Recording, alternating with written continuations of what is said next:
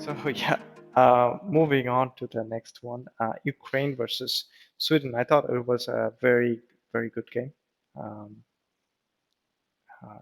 it had both attacks and from both sides. There's some quality players from both sides, uh, and yeah, Sweden eventually got reduced to 10 men, a red card, and that gave Yeah. the edge towards the Ukraine. And obviously, all was going to the penalty shootout at very last minute. Uh, Topic scored, and Ukraine winning 2-1 and going into the quarterfinal to play against um, England. England. Um, any thought on this game, Sweden versus Ukraine? Well, I enjoyed it a lot. Like, I was a little bit rooting for, I don't know, for some reason, Ukraine. Okay.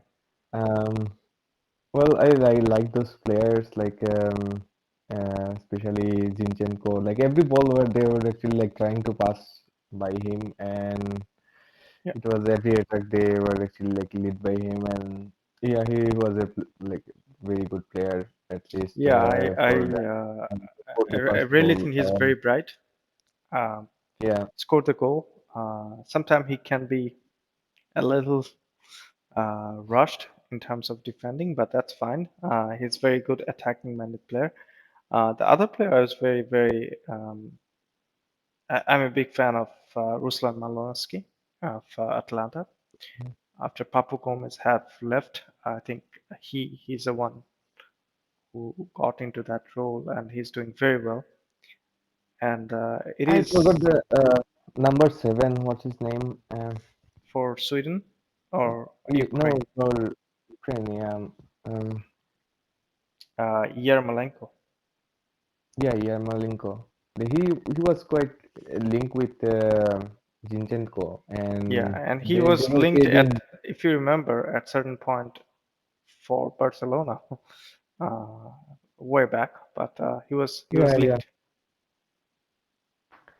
But the thing about it was like way open game, and It was end Sweden to end. hit the post. Yeah, Yeah, and formation like those things didn't matter at all. Like yeah, it because it was like everything was moving, and even a side yeah, like Sweden, who has rigid kind of system like 4-4-2 block.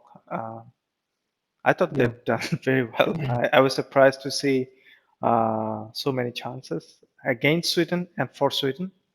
There was, I think, Forsberg got the goal for them, but he Yeah. had hit once crossbar and once the post. Um, Very unlucky, as well as it was very entertaining game.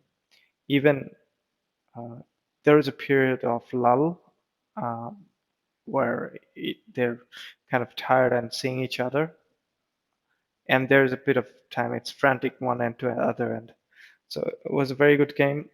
What is Actually, like, I expected like after the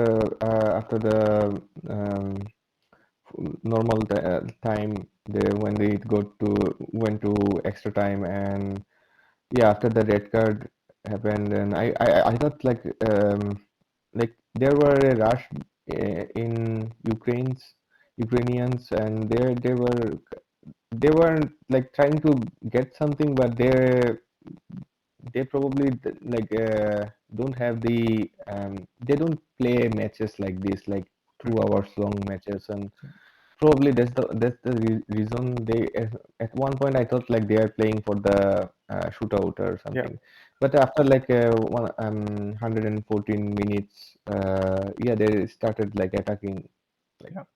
really in an organized way, and they were like, yeah, they were knowing like what Yeah, I everyone couldn't should do. Like, understand why Malinowski was a substitute. It must be the match fitness, because after he came in, uh, and obviously Sweden was of 10 men, but after he came in, that Ukraine team looked very, very threatening, very, very solid up front. Uh, organizing and passing the ball crisply.